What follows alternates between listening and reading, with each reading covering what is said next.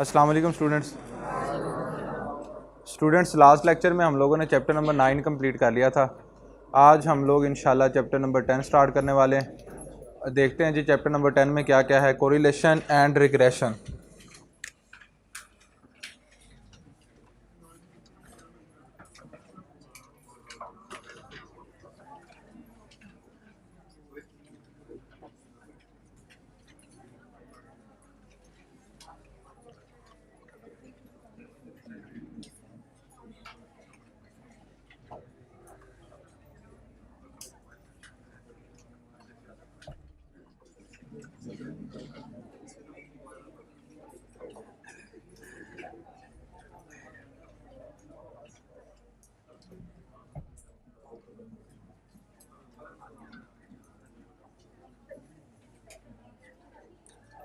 Correlation and regression. अच्छा बेटे, regression में बात की जाए तो इसकी टू टाइप्स हैं, एक सिंपल लीनियर रिग्रेशन, एक मल्टीपल रिग्रेशन। इसी तरह कोरिलेशन की 5 टाइप्स हैं, लेकिन जो हमारे सिलेबस का हिस्सा है वो सिर्फ़ और सिर्फ एक ही टाइप को डिस्कस करेंगे रिग्रेशन के अंदर और एक को ही कोरिलेशन के अंदर, और वो क्या है जी? सिंपल लीनियर रिग्रेशन हमारे पास रिग्रेशन में स्टडी करेंगे और सिंपल लीनियर कोरिलेशन में स्टडी करेंगे। सबसे पहले बात करते हैं what is regression.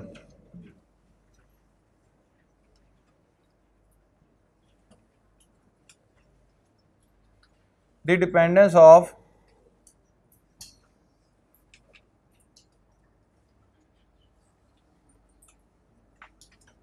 One variable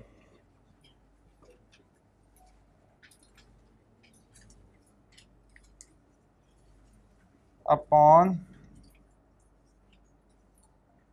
one or more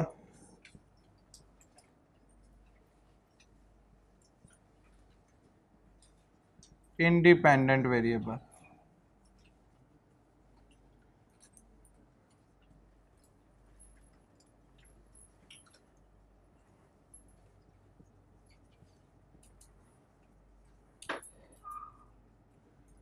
is called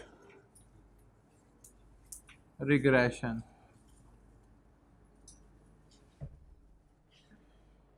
बेटे, अगर हम लोग एक वेरिएबल की डिपेंडेंस को एक या एक से ज़्यादा इंडिपेंडेंट वेरिएबल के साथ स्टडी करते हैं तो बेटे वो हमारे पास क्या कहलाती है? रिग्रेशन। अब इसकी एग्जांपल देता हूँ मैं आपको। जैसे कि बेटे एज और ब्लड प्रेशर, जैसे जैसे एज चेंज होती है, एज बढ़ती है, ब्लड प्रेशर भी जो है वो चेंज होता है। ठीक है जी। इसी तरह से एज और हाइट की बात कर लें तो एज क्या है इसमें? Independent variable. हाइट क्या है? Dependent variable. क्योंकि हाइट किसकी वजह से चेंज हो रही है? एज की वजह से चेंज हो रही है। ठीक है जी। जब हम लोग इस तरह से इसको स्टडी करेंगे तो जो हमारे पास रिजल्ट्स आएंगे वो किसके होंगे? रिग्रेशन के होंगे। ठीक है जी। एक इसमें क्या है जी, क्योंकि हमारे पास रिग्रेशन मैंने अभी इन जनरल डेफिनेशन लिखी है और क्या बताया कि the dependence of one variable. One variable कौन सा? Dependent variable. कौन सा बेटे? The dependence of dependent variable upon one और more independent variable is called regression. मैंने अभी आपको बताया था कि बेटे हमारे सिलेबस के अंदर सिर्फ और सिर्फ क्या है? सिंपल लीनियर रिग्रेशन है। तो बात करते हैं सिंपल लीनियर रिग्रेशन की। एग्जाम्पल तो मैंने आपको दोनों ही जो दी हैं वो सिंपल लीनियर रिग्रेशन की हैं, लेकिन चलें अभी इसकी डेफिनेशन भी एक दफ़ा देख लेते हैं। Simple linear regression.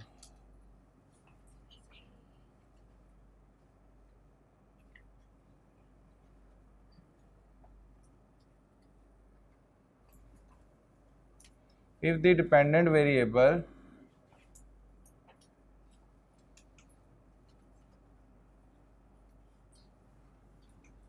depends upon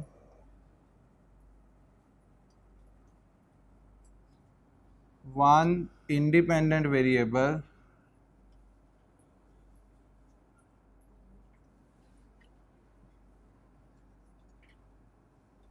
then it is called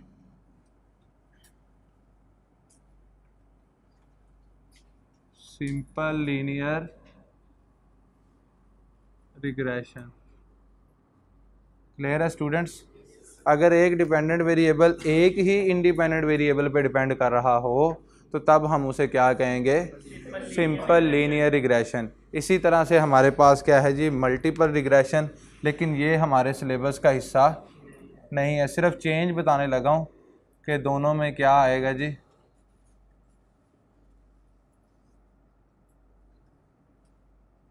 अगर यहाँ पे लिखा हुआ है ना जी डिपेंड्स अपॉन, ये वन की जगह पे अगर वर्ड आ जाए, वन इंडिपेंडेंट वेरिएबल की जगह पे आ जाए more than one independent variable, more than one independent variables,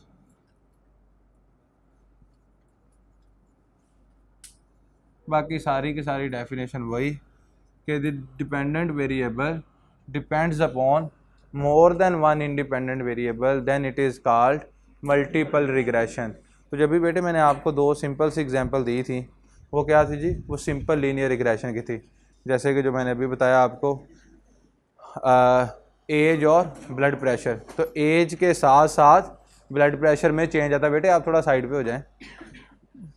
अच्छा जी, एज के साथ साथ ब्लड प्रेशर के अंदर चेंज आता है। इसी तरह से हाइट और एज की बात की गई, ठीक है जी। इसी तरह से और बहुत से एग्जांपल, जैसे कि अगर आपने यहाँ पे देखनी हो फ्लोर स्पेस और प्राइस, तो जैसे जैसे फ्लोर स्पेस और कॉस्ट कह लें, ठीक है, तो जैसे जैसे आप फ्लोर स्पेस बढ़ाते जाएंगे वैसे वैसे उसकी कॉस्ट क्या होगी, बढ़ती चली जाएगी। तो यहाँ पे जो है वो कॉस्ट क्या है, डिपेंडेंट वेरिएबल है, और फ्लोर स्पेस क्या है, इंडिपेंडेंट वेरिएबल है।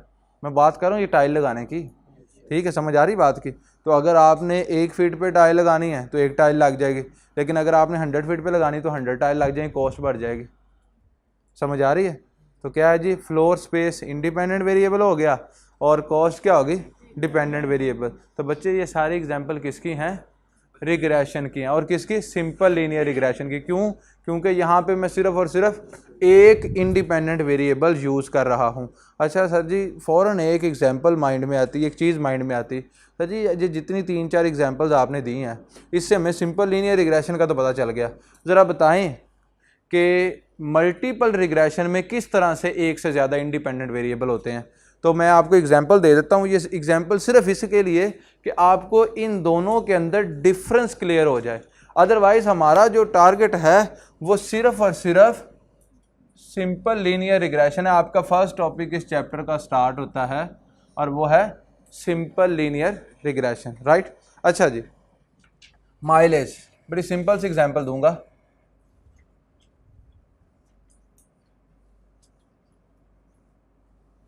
कार की माइलेज की बात करते हैं तो बेटे माइलेज क्या होती है कि 1 लीटर के अंदर गाड़ी कितने किलोमीटर सफ़र तय करती है, वो उसकी क्या होती है, माइलेज होती है, ठीक है जी।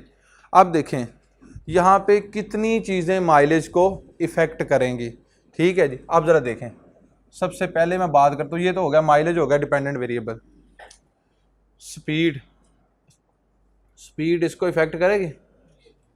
अगर आप गाड़ी की स्पीड जो है वो 120, 130, 140, 150 पे ले जाएंगे तो वो कम किलोमीटर करेगी। जितनी स्पीड बढ़ा देंगे उतना ज़्यादा फ्यूल कंज्यूम करेगी।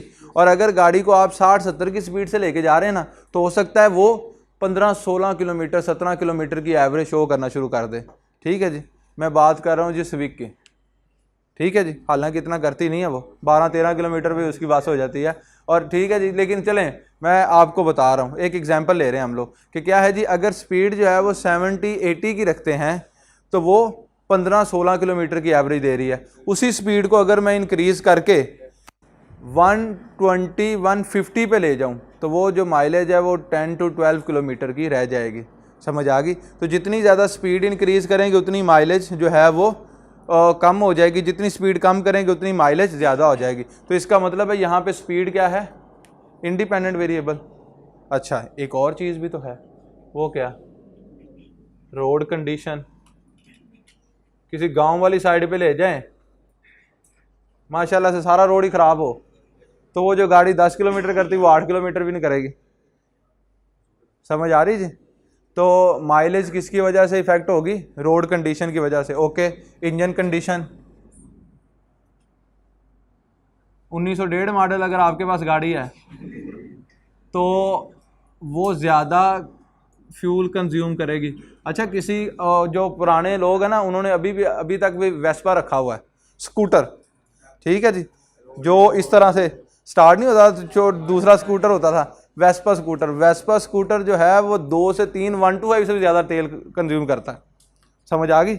लेकिन जो अंकल है ना जिन्होंने रखा हुआ है वो उस पर ही कंफर्टेबल हैं, वो वेस्पा अपना चेंज नहीं करते। ठीक है जी। तो यहाँ पे क्या है जी, अगर पुरानी गाड़ी है तो ज़्यादा फ्यूल कंज्यूम करेगी, अगर गाड़ी नहीं है तो फ्यूल कम कंज्यूम करेगी। अच्छा जी, अब इससे आगे बढ़ते हैं तो एयर प्रेशर।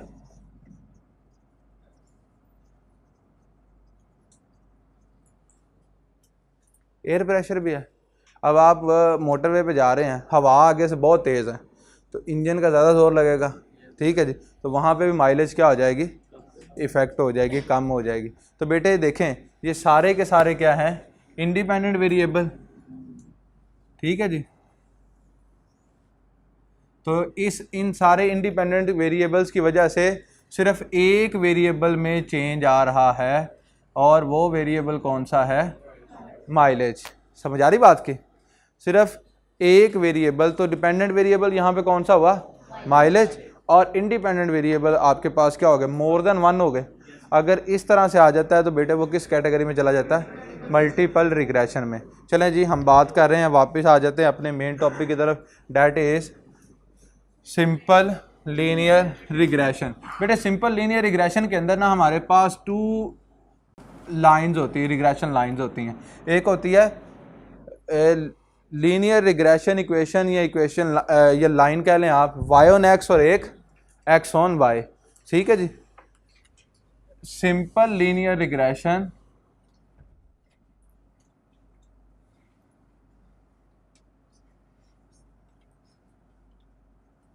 इसको लीनियर रिग्रेशन लाइन भी कह सकते हैं। सिंपल ये साथ लिखना कोई ज़रूरी नहीं है, ठीक है जी।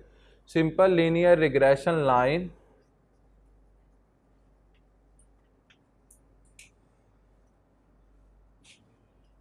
y ऑन x इज, अब ये आपके पास फर्स्ट लाइन की बात कर रहा हूँ, तो ये देखिएगा ये क्या है जी, y hat is equal to a plus b x.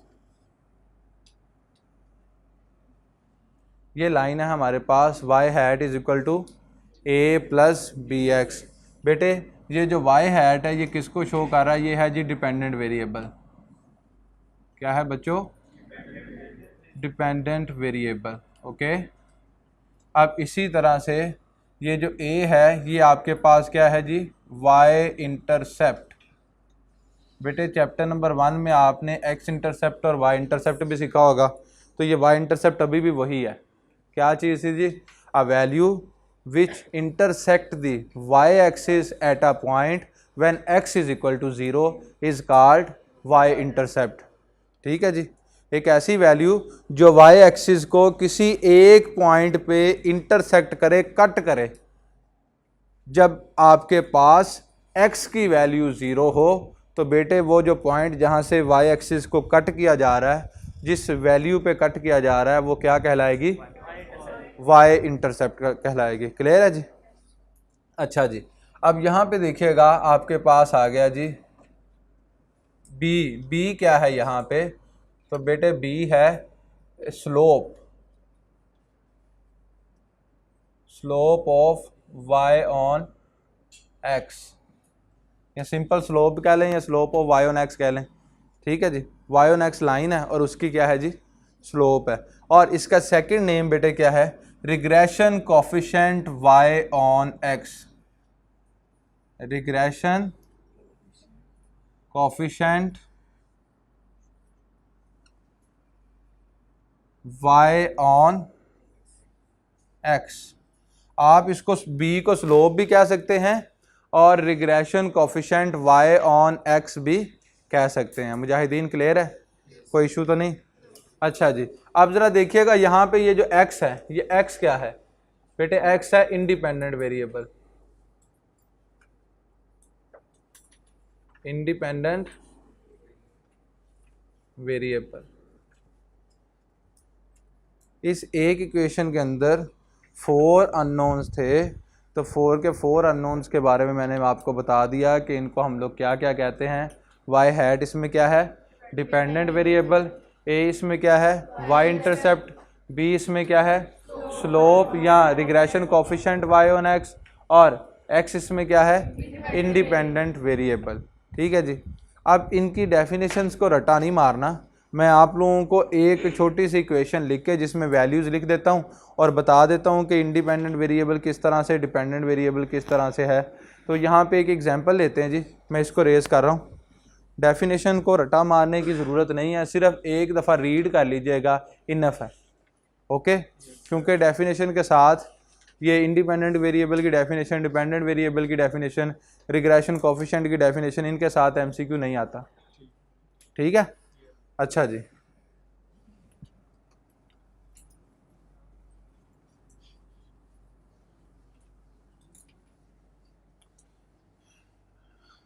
अच्छा बेटे, अभी तक ना मैंने सिर्फ एक लाइन लिखी है वाई ऑन एक्स, अभी एक्स ऑन वाई लिखनी है। लेकिन इससे पहले हम इसको समझ लेते हैं, एक एग्जांपल लेके हम लोग लेट कर लेते हैं बेटे कि हमने ए और बी की वैल्यू फाइंड आउट कर ली है। तो ए की वैल्यू है मेरे पास 10 और बी की वैल्यू है मेरे पास 0.5। ठीक है जी। अब regression line y on x क्या होगी, y hat is equal to a plus b x. Okay, अब इसमें मैं वैल्यूज़ पुट करता हूँ, तो यहाँ पे क्या आ गया जी, 10 प्लस 0.5 एक्स। बेटे ये जो आपके पास आई है ना जी, इसको हम कहते हैं रिग्रेशन लाइन। लेकिन इसमें आपके पास ये 10 क्या है, ये 10 है जी वाई इंटरसेप्ट। ठीक है, अब वाई इंटरसेप्ट किस तरह से, कि यहाँ पे अगर मैं एक ग्राफ बनाऊँ तो ये सिंपल लीनियर रिग्रेशन है। तो सिंपल लीनियर रिग्रेशन से जो लाइन हमारी चलेगी, देखिएगा वो यहाँ पे मैं, ये आ गया 5 और ये क्या आ गया जी, 10 आ गया। अब इस 10 से जो है ना जी, ये लाइन क्रॉस कर रही होगी। ठीक है जी, ये लाइन किसी भी तरह से, कि आप इस तरह से कहें जी, यहाँ से इस तरह से जा रही है, जिस तरह हम लोग ज्योमेट्री में नहीं करते होते थे, लाइन टेढ़ी हो जाए तो पॉइंट को बड़ा कर देते थे। ठीक है, वो 9th-10th में देखा था, लाइन लगाते थे, अगर थोड़ा सा टेढ़ी लग गई तो पॉइंट थोड़ा सा कर देना चेंज। ऐसे ही मेरे साथ अब हुआ है कि मैंने ये 10 में से पास करनी थी, लेकिन ये थोड़ी सी राइट साइड से हो गई, तो हमने पॉइंट को अब थोड़ा सा बड़ा कर दिया। तो ये देखें जी, ये है जी वाई इंटरसेप्ट, राइट। ये क्या है जी, वाई इंटरसेप्ट। इसी तरह से अगर हम लोग बात करें तो ये क्या है, ये आपके पास किसकी वैल्यू है, ये आपके पास है स्लोप कह लें, या आप इसको regression coefficient y on x कह लें।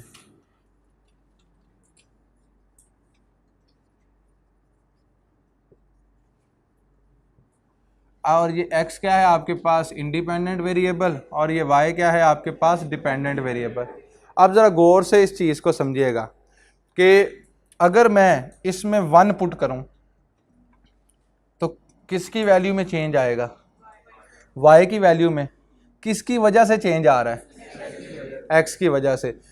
एक छोटी सी लाइन उधरू में लिख लें अपनी बुक के ऊपर। ठीक है जी, आप ज़रा सुनिए गौर से सुनिएगा। यहाँ पे ये आपके पास क्या है जी, इंडिपेंडेंट वेरिएबल, और ये क्या है जी, डिपेंडेंट वेरिएबल। ठीक है बेटे, अब अगर याद रखनी हो ना चीज़, तो उर्दू में लिखने की कोई मसला नहीं है, आपकी अपनी बुक है, जैसे मर्ज़ी उस पर लिख लें, जैसे मैसेज टाइप करते हैं, अगर आप वैसे भी लिखना चाहें तो लिख लें। सिर्फ हमने क्या करना है कि हमने वो पॉइंट याद रखना है। ठीक है जी। अब देखें, ज़रा गौर कीजिएगा, अगर मैं इसमें 1 यूनिट चेंज करूं तो डिपेंडेंट वेरिएबल की वैल्यू में चेंज आएगा।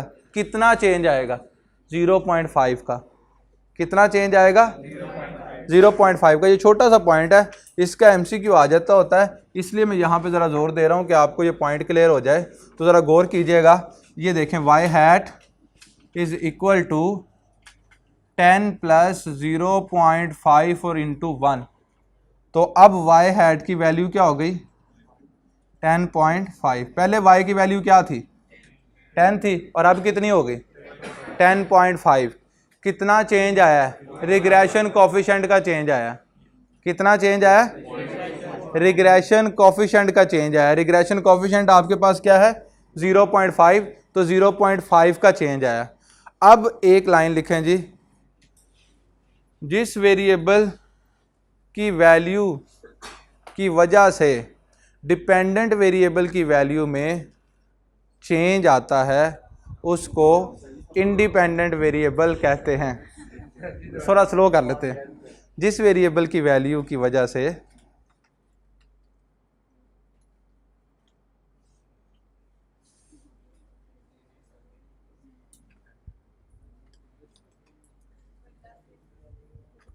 डिपेंडेंट वेरिएबल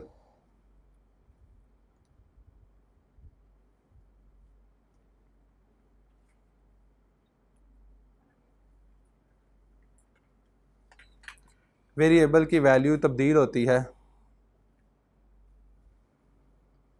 उसको इंडिपेंडेंट वेरिएबल कहते हैं।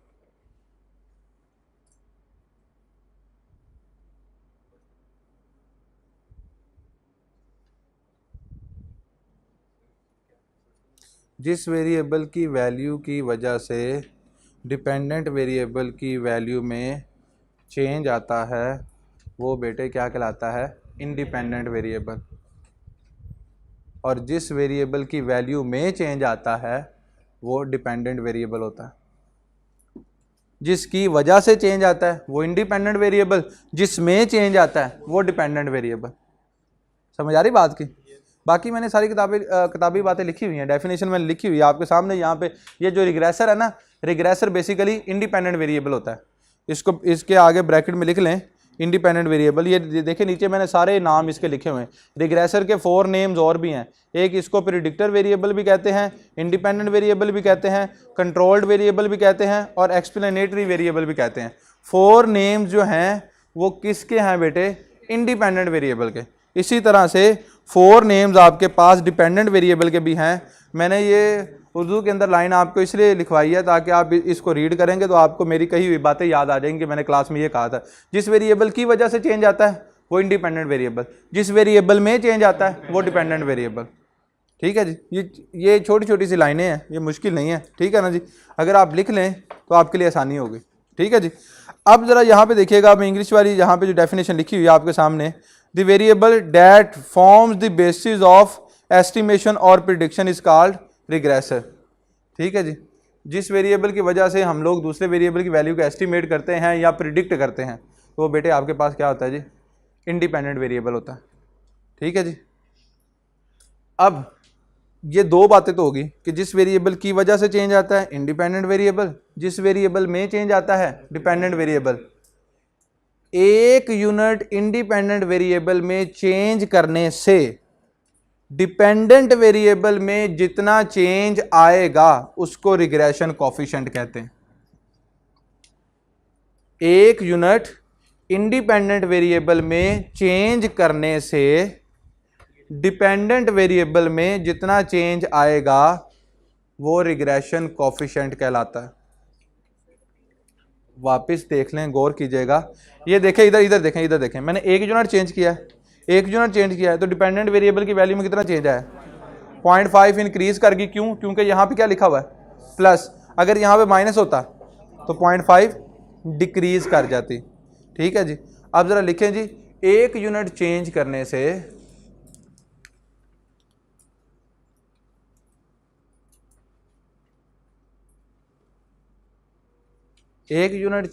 से डिपेंडेंट वेरिएबल में जितना चेंज आता है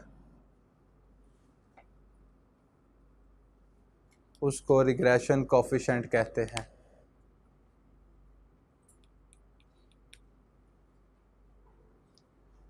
जितना ज़्यादा बुक के साइड पे जो टॉपिक चल रहा है उसके लेफ़्ट राइट जितना ज़्यादा आप लोग लिखेंगे उतनी ज़्यादा आपके लिए आसानी होगी। जब आप फाइनल एग्ज़ाम के लिए प्रिपरेशन कर रहे होंगे तो बेटे आप टॉपिक को जब देखते जाएंगे, जो जो की पॉइंट आपने उसके साथ अपने हाथ से लिखे होंगे ना वो कभी नहीं भूलेंगे। समझ आ रही जी? एक यूनिट चेंज करने से डिपेंडेंट वेरिएबल में जितना चेंज आता है उसको रिग्रेशन कोफिशिएंट कहते हैं। ठीक है जी। और अगर हम लोग यहाँ पे बुक वाली डेफिनेशन को देखें तो आपके सामने लिखी हुई है कि it is the relative change in the expected value of dependent variable with 1 unit change in the value of independent variable is called regression coefficient. तो ये जो सारी डेफिनेशन मैंने रीड करके आपको बताई है ना, वो जो मैंने उर्दू में आपको लाइन लिखवाई है यही है। ठीक है जी। सिंपल लीनियर रिग्रेशन कोफिशिएंट क्या होता है? It is the relative change in the expected value of dependent variable with 1 unit change in the value of independent variable. ठीक है, कि 1 यूनिट चेंज करने से इंडिपेंडेंट वेरिएबल के अंदर डिपेंडेंट वेरिएबल की वैल्यू में जितना चेंज आता है वो क्या कहलाता है? Regression coefficient. जिस वेरिएबल की वजह से चेंज आता है इंडिपेंडेंट वेरिएबल, जिस वेरिएबल में चेंज आता है डिपेंडेंट वेरिएबल। मुजाहिदीन याद रहेगा।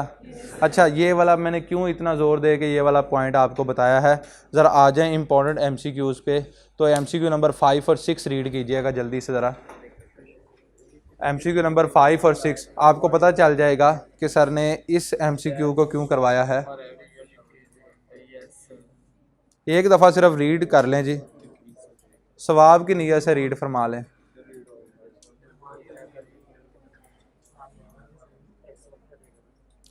पॉइंट क्लियर हो गया? क्या कहा गया है जी? कहा गया है जी, if the equation for regression line of y on x is y hat is equal to 16 minus 1.5x, then by increasing every 1 unit of x the value of y would be। अब देखिए जरा गौर करें, आपके पास क्या है जी? 16 minus 1.5x ये है जी। तो अगर बेटे आप इसमें 1 यूनिट इंक्रीज करेंगे तो कितनी y की वैल्यू कितनी डिक्रीज हो जाएगी? 1.5 यूनिट डिक्रीज हो जाएगी। ये देख लें आपके सामने, तो क्या रहेगी? 14.5 रहेगी। तो यहाँ पे करेक्ट ऑप्शन कौन सी है जी? Decrease by 1.5 unit. ओके, पहले y की वैल्यू 16 थी, अब y की वैल्यू 14.5 होगी। तो कितनी डिक्रीज होगी? 1.5 यूनिट। बच्चों क्लियर है? ये मैं छोटी छोटी बातें बार बार रिपीट इसलिए कर रहा हूँ ताकि आपके माइंड में फिट हो जाए। ठीक है जी। इनसे MCQ आने हैं। ये MCQ आए हुए हैं दोनों, 5 और 6। एक किसी एक मंथ में 5 वाला आया हुआ है, किसी एक मंथ में 6 वाला आया हुआ है। ठीक है जी। तो ये दोनों आपके सामने अभी। इसके आगे हम लोग पढ़ते हैं जी। अब इस इक्वेशन को हम लोग फाइंड आउट करना सीखते हैं प्रॉपर डाटे के साथ। तो मैं ये रेज़ कर रहा हूँ वाइट बोर्ड से। अगर कोई चीज़ इसमें से नोट करने वाली तो कर लें, नहीं तो मैं रेज़ करता हूँ। Okay ji.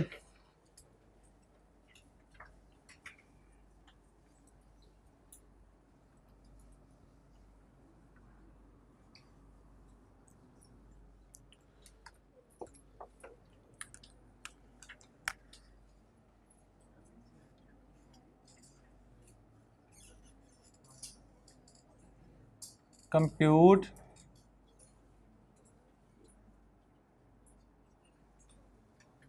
Regression line y on x for the following data. अब डाटा आपके पास क्या है बच्चे? एक x का कॉलम है और एक आपके पास y का कॉलम है। ठीक है जी। x के कॉलम में वैल्यूज़ पुट करते हैं, तो हम लोग यहाँ पे रफ सी कुछ वैल्यूज़ ले लेते हैं, जैसे 10, 12, 15, 9 और 4। यहाँ पे y की वैल्यू ले लेते हैं 17, 25, 18, 14 और 10। तो बच्चे जी आपके पास एक डाटा आ गया। अब इससे हमने क्या चीज़ कंप्यूट करनी है? Regression line y on x। तो y on x लाइन आपके पास क्या होती है? y hat is equal to a plus bx। अच्छा बच्चे, एक चीज़ अपने माइंड में फिट कर लें कि अगर आपके पास x और y के कॉलम के अंदर डाटा दिया जाता है, x और y के कॉलम में डाटा दिया जाता है, समीशन की फॉर्म में डाटा ना हो, ये वैल्यूज़ आपको दे दी जाएं, तो आपको किसी भी फार्मूले की ज़रूरत नहीं है। आप कैलकुलेटर की मदद से y on x line compute कर सकते हैं। कैसे? अभी करके दिखाता हूँ, ज़रा आपने कैलकुलेटर निकाल लें जी।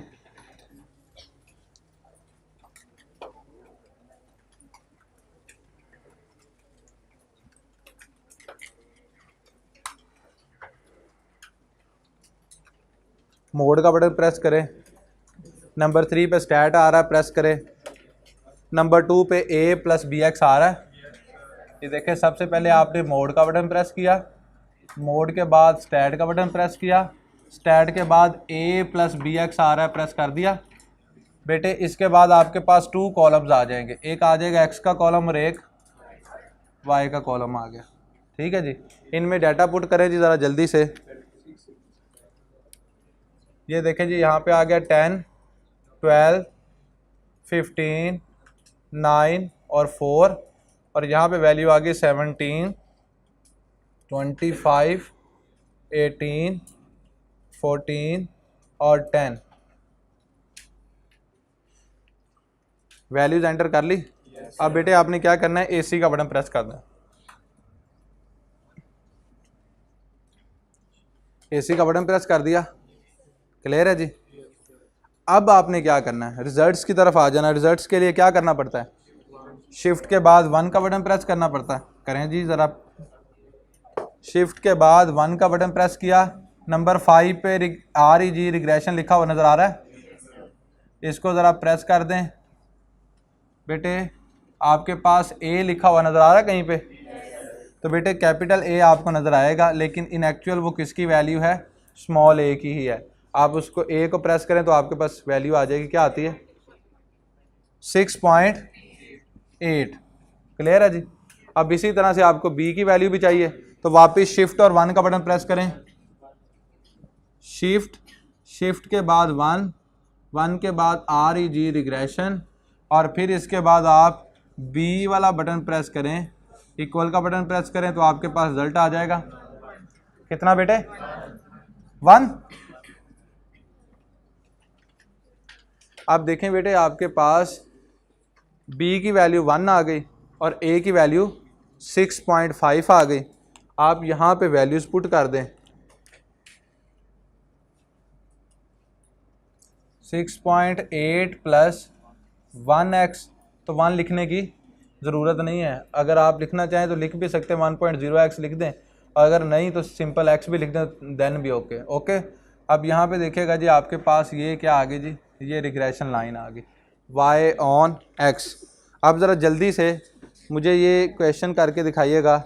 ये क्वेश्चन नंबर 8 है इम्पोर्टेंट MCQs के अंदर, इसको ज़रा करें फ़ौरन। ये लिखा हुआ है ना जी, द सिटीजन पुलिस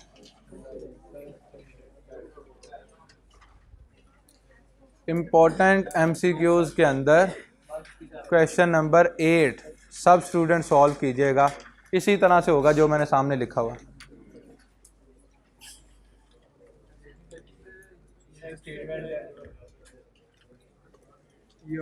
इसका क्या मतलब, बेटे टाउन्स लिखा हुआ है ना, टाउन्स तो कुछ भी नहीं, उसने ईस्ट वेस्ट लिखा हुआ है बस। आपने ये पुलिस स्ट्रेंथ जो है ये आपके पास x है, और number of crimes per month y है। याद रखिएगा, जब 2 कॉलम्स आपके पास आएंगे रिग्रेशन के अंदर, तो फर्स्ट कॉलम x का है, सेकंड कॉलम y का है। कभी भी ये चेंज नहीं होगा, ऐसा कभी नहीं होगा फर्स्ट कॉलम y का और सेकंड कॉलम x का हो, ऐसा कभी नहीं होगा। हमेशा x जो है वो फर्स्ट कॉलम है और y सेकंड कॉलम।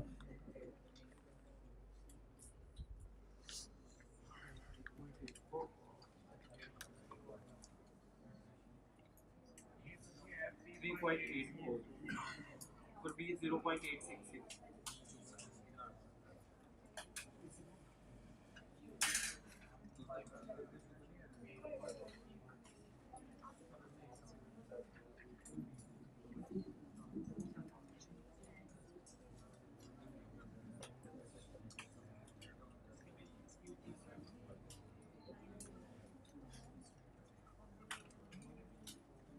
करें जल्दी से सॉल्व करें।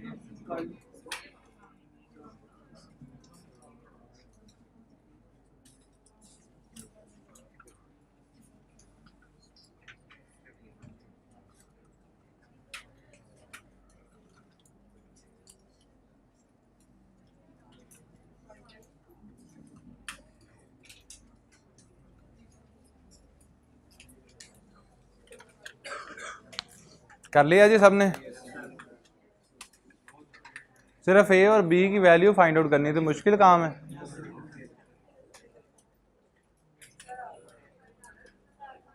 ओके जी, अब बेटे यहां पे देखिएगा जरा, अब मैंने यहां पे लिख दिया जी regression line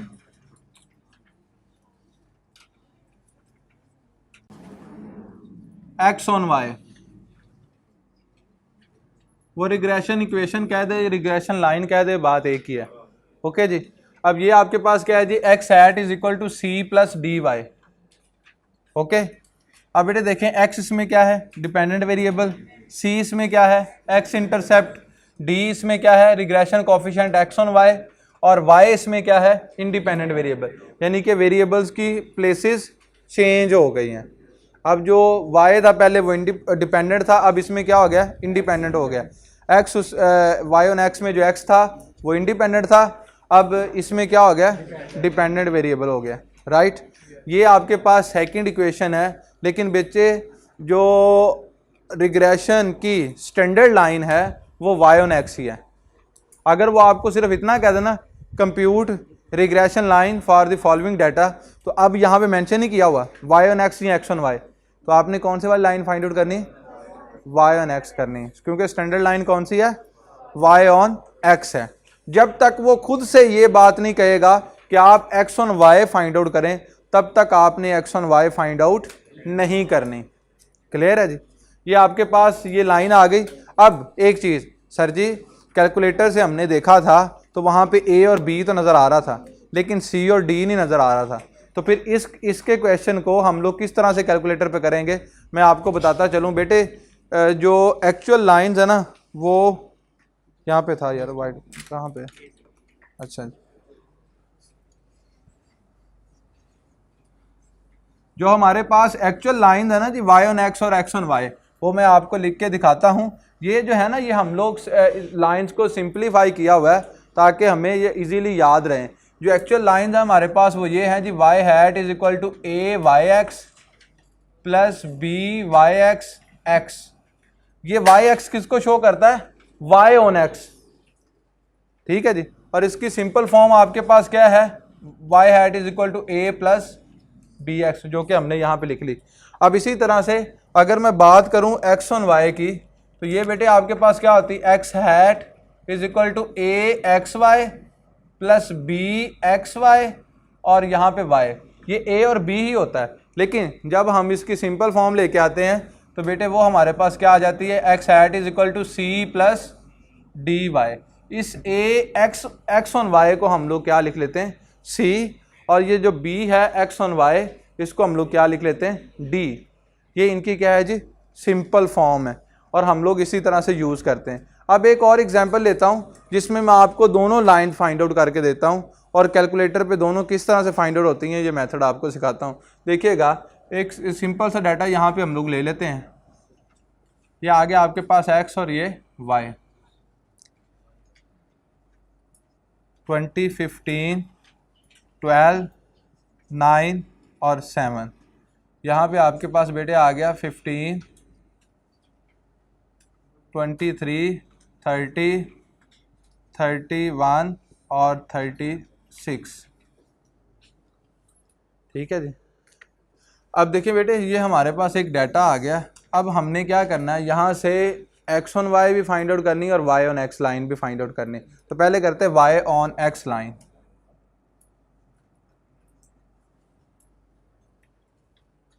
y on x किस तरह से फाइंड आउट करेंगे, y hat is equal to a plus b x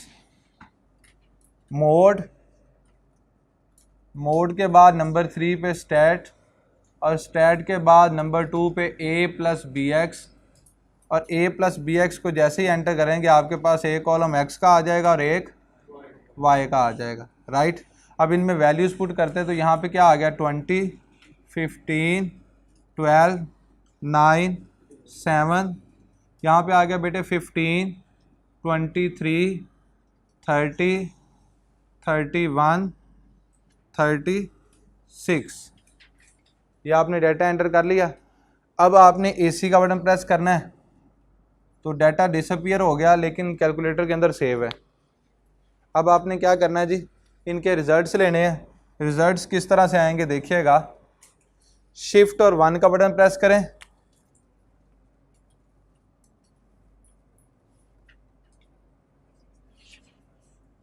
और 1 के बाद नंबर 5 पे रिग्रेशन आ रहा है, रिग्रेशन का बटन प्रेस करें। फिर आपके पास ए शो हो रहा है, तो ए से आपके पास ये ए की वैल्यू आ गई, बताइए क्या आती है? 46.7 ये आ गई जी। अब इसी तरह से आपने बी की वैल्यू लेनी है, तो शिफ्ट के बाद 1, उसके बाद रिग्रेशन, फिर बी, और यहाँ से बी की वैल्यू आ रही -1.57 ओके। अब बेटे इसको लाइन के अंदर पुट करेंगे तो हमारे पास y ऑन x लाइन आ गई, तो ये 46.7 माइनस 1.57x ओके। अब इसके साथ ही हम लोग x ऑन y लाइन भी कंप्यूट करना सीखते हैं।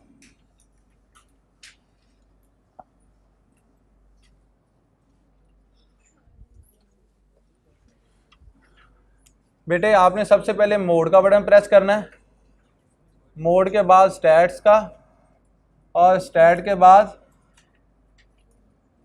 a प्लस बी एक्स, और जैसे ही आपके पास x और y का कॉलम आएगा यहाँ पे चेंज आएगा। यहाँ पे आपने बेटे क्या करना है, x के कॉलम में y की वैल्यू पुट कर देनी है और y के कॉलम में x की वैल्यू पुट कर देनी है। सिर्फ इतना सा आपने चेंज लेके आना है।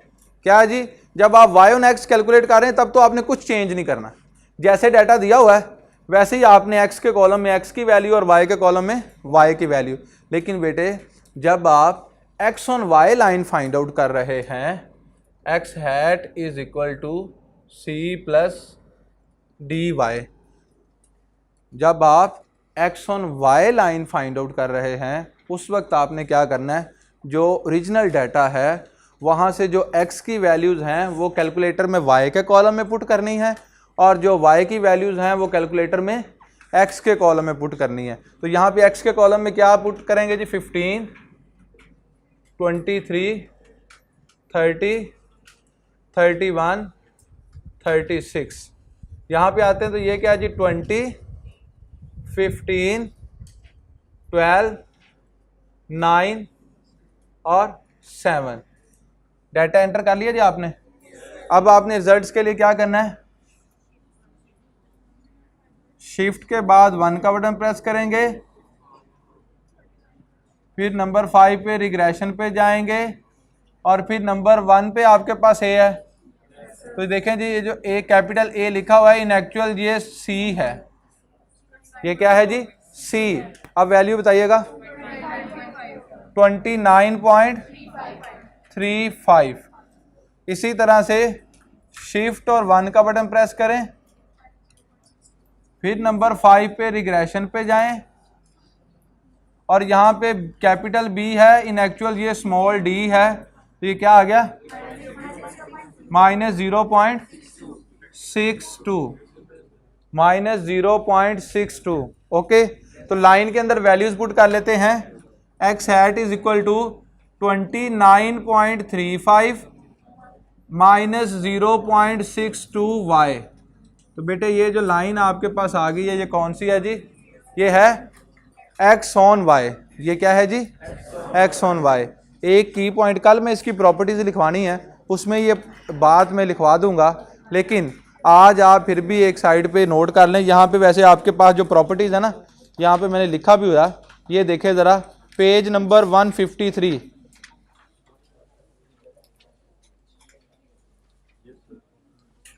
पेज नंबर 153 में सेकंड की पॉइंट जो है, regression coefficient b Y x and b x y, यानी कि बी और d always have the same sign.